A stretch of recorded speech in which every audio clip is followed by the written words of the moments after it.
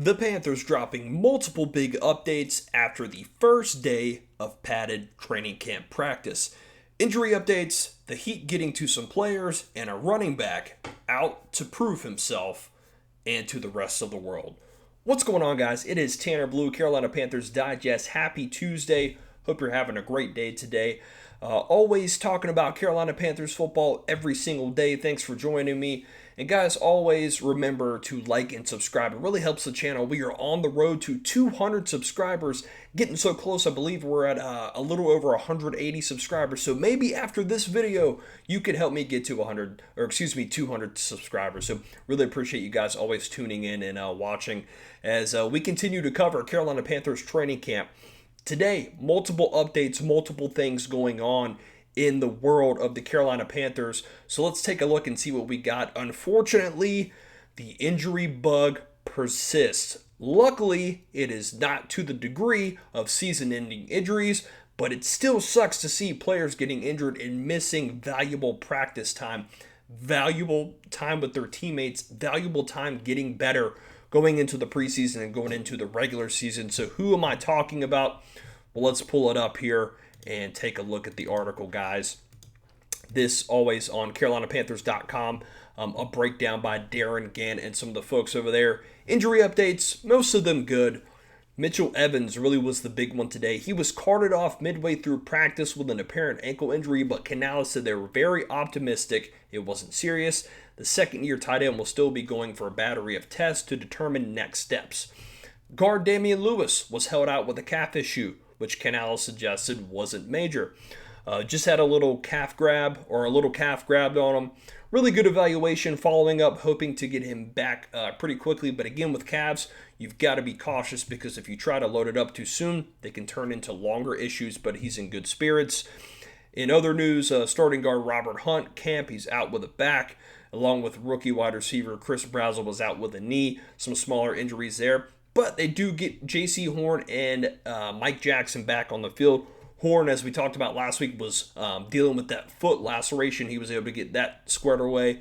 And Mike Jackson returned as well after having a day or two off with some back soreness. So the one I want to talk about, Mitchell Evans, we have talked a lot about this tight end room for the Carolina Panthers and how they needed to improve. And one of the guys last year that was really a bright spot in that room was the rookie out of Notre Dame, Mitchell Evans.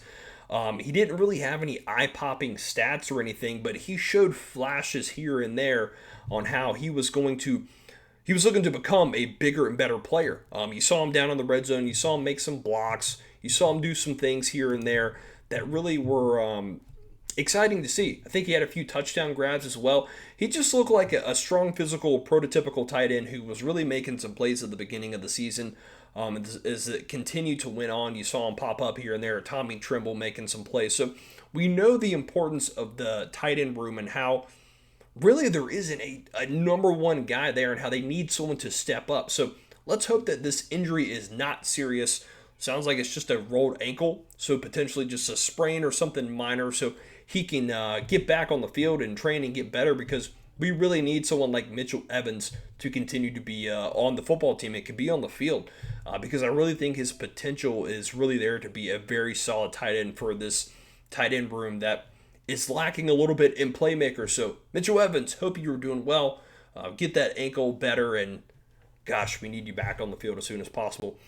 Another guy we want to talk about is Damian Lewis, another player who I believe he's the left guard for Carolina, the starting left guard. Robert Hunt's on the right-hand side.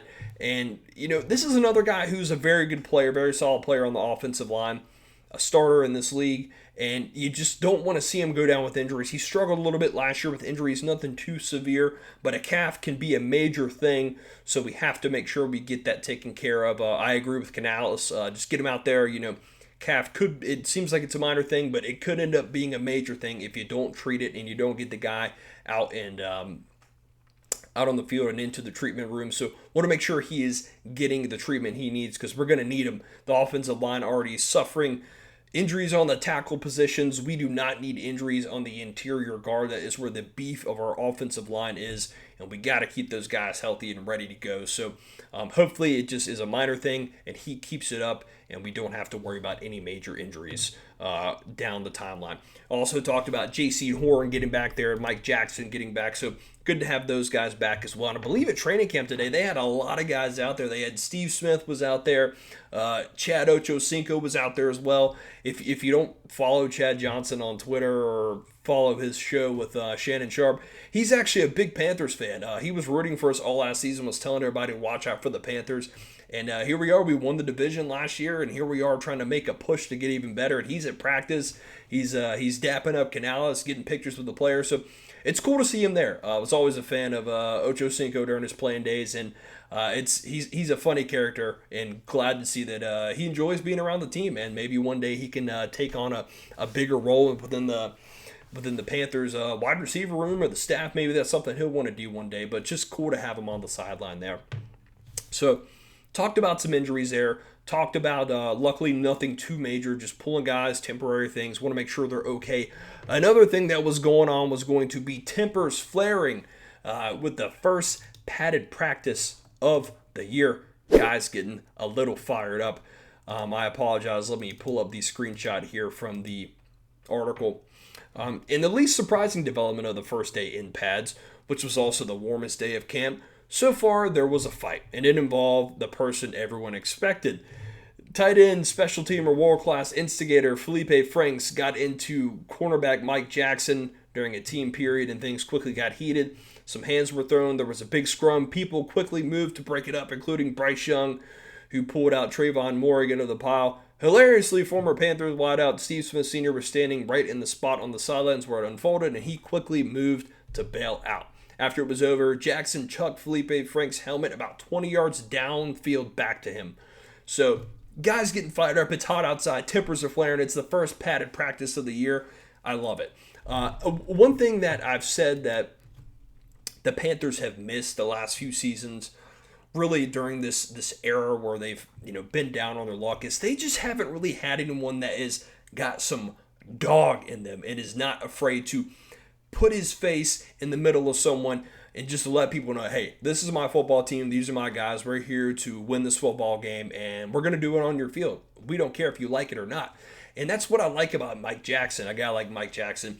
Felipe Franks, obviously not afraid to get a little dirty there and talk some smack as well. So as long as the guys aren't doing anything dumb that's going to result in penalties or getting suspended in games. Unfortunately, the refs can be a bit ticky-tack when it comes to flags now in the NFL. So I'm all about guys having some dogs in the room. And that's what Dan Morgan said when he took over as GM. I want to have dogs on this team. So he's definitely got some. So as long as guys are keeping it clean, no one's getting hurt, I'm okay with it. I like seeing guys fired up. We all know how it is the first day of padded practice. If you've ever played at any level of football, it's always fun that first day getting the pads cracking. So that's good to see as long as everyone stays safe and no injuries and no one's getting out of line there. But the last thing I wanted to talk about today is one guy who has been through the ringer for his first 2 seasons of his career, and someone that I said was really under pressure going into this training camp, and someone that we wanted to see succeed and look out for.